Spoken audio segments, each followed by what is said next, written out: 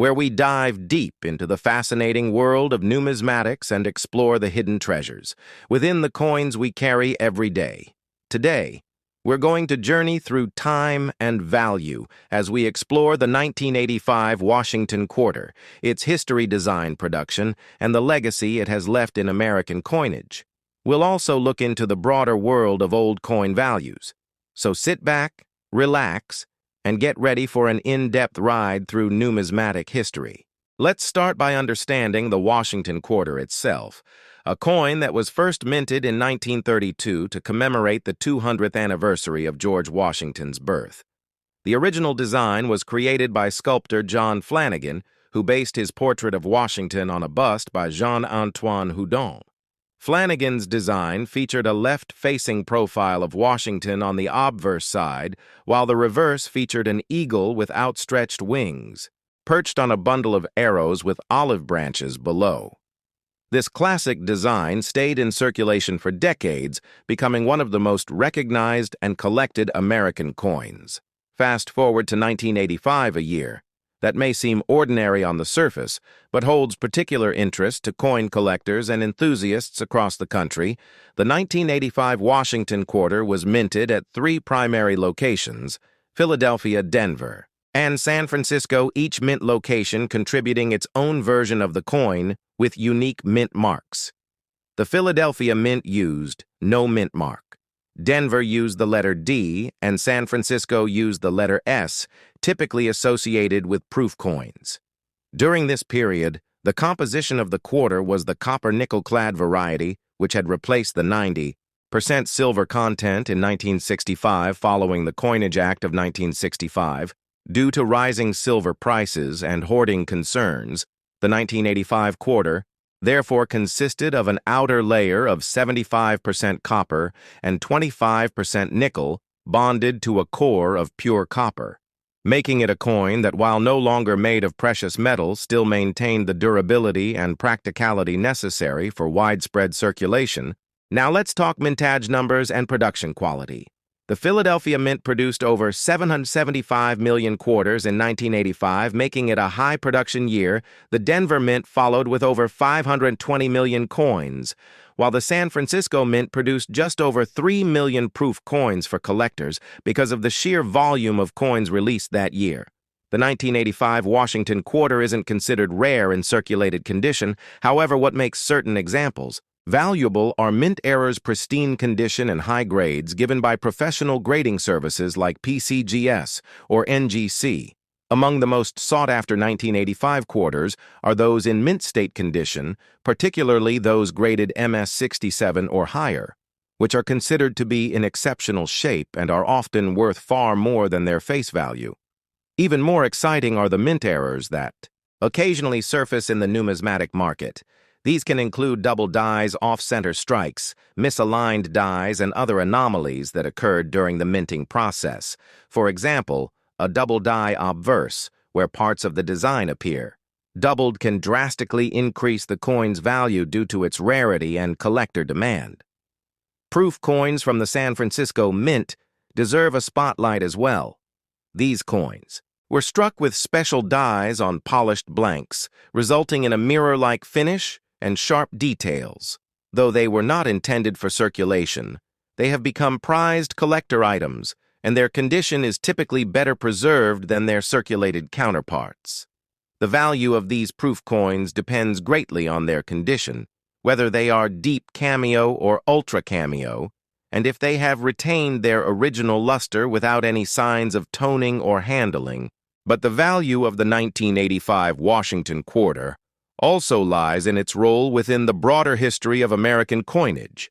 It was minted during a time of transition in the United States when economic and technological changes were reshaping the way Americans viewed money and savings. The coin itself represents a snapshot of that era. And for collectors, it offers a connection to the past and a physical piece of history that can be held, studied, and appreciated. As we continue to explore the history of old coins, it's important to recognize that value isn't always monetary. Many collectors treasure their coins for the stories they tell and the history they preserve, from the hands they've passed through to the pockets they've ridden in. Every coin has a journey, and the 1985 Washington quarter is no exception. It has served not just as currency, but as a cultural artifact, a teaching tool, and a gateway for many into the world of numismatics. We will now take a detailed look at specific examples of 1985 quarters that have fetched impressive prices at auction. We'll analyze what makes them unique. We'll look at professional grading photos and descriptions, and examine why certain traits and features matter so much to collectors and investors. We'll also compare the 1985 quarter with earlier and later dates to show how changes in design production and market interest have influenced the value of these coins over time. And of course, we won't stop with just one coin. We'll take a look at how the Washington quarter evolved in the decades following 1985, especially with the introduction of the 50-state quarters program in 1999, which dramatically changed the face and focus of the quarter and introduced millions of people to the fun and importance of collecting coins. We'll discuss how the legacy of the classic Flanagan design influenced later designs and how it continues to resonate with collectors to this day. For those of you watching who are new to collecting, we'll provide tips on how to identify valuable coins in your pocket, change how to store and preserve your collection, and how to recognize red flags when buying or selling coins online. We'll also go over common misconceptions about coin values and how grading standards work, so you can approach collecting with confidence and clarity. So whether you're here to learn more about the 1985 Washington quarter, or you're just beginning your journey into the world of coin collecting, this video will give you a comprehensive and engaging look into the history, design, significance, and hidden value behind one of America's most enduring coins. Thank you for watching, and welcome back to the channel where every coin has a story, and every story is worth telling. In the world of mint errors, the 1985 Washington quarter has several notable examples that have appeared over the years. Though errors were less common in the mid-'80s due to tighter quality control, some interesting pieces still escaped into the wild. These include off-center strikes, where the coin is misaligned during the strike, leading to part of the design being cut off. Double dies, where portions of the lettering or design appear twice due to a misaligned die hubbing.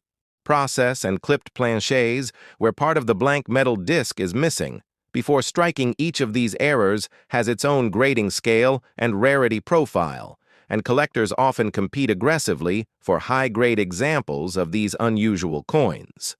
Now let's dive deeper into the collector value of the 1985 quarter across different markets, auction results, and dealer trends over the past 2 decades show a steady increase in the value of top-grade and rare error quarters, particularly in certified holders' demand for coins. Graded MS-67 or higher has been growing, especially among registry set builders who strive to own the finest possible example of every coin in a given series. These high-grade coins are often slabbed by companies like PCGS and NGC, which provide not only authenticity, but also a grade that affects value significantly. For example, a typical 1985 P quarter in circulated condition is worth face value, but in MS-67 condition, it can sell for over $100 or more, depending on eye appeal, luster, and strike sharpness. Proof coins have their own market dynamic, with deep cameo PR69 and PR70 examples, drawing high prices from collectors focused on quality and completion-proof sets that include the 1985 S quarter in pristine condition continue to sell well, particularly if they come with original government packaging and certification. A growing trend in the hobby involves breaking up original proof sets to submit individual coins for grading, which can greatly increase their value if the coin earns a top grade. This has become a profitable niche for experienced collectors and dealers alike. In addition to individual coin grading, many collectors and investors are paying closer attention to population reports. These are official statistics released by grading companies that tell how many coins of each type and grade exist in their database. If only a few 1985 quarters have been graded, MS-68 by PCGS, for example, then owning one becomes significantly more valuable due to its extreme rarity. Scarcity drives price, and collectors are always seeking the best of the best, especially when it comes to modern issues, where high mintages often hide the difficulty of finding a truly perfect coin. Looking beyond just the 1985 quarter, the world of old coin values includes many categories that intersect with this discussion. Silver coins from before 1965, such as 90% silver quarters, are prized not only for their numismatic content. These coins have been steadily increasing in value due to both collector demand and fluctuations in silver prices. While the 1985 quarter has no silver content, its place within the series helps collectors trace the evolution from precious metal coinage to modern clad issues. Understanding this context helps collectors build more meaningful collections and deepens appreciation for the economic and historical forces that shape the coins we use every day.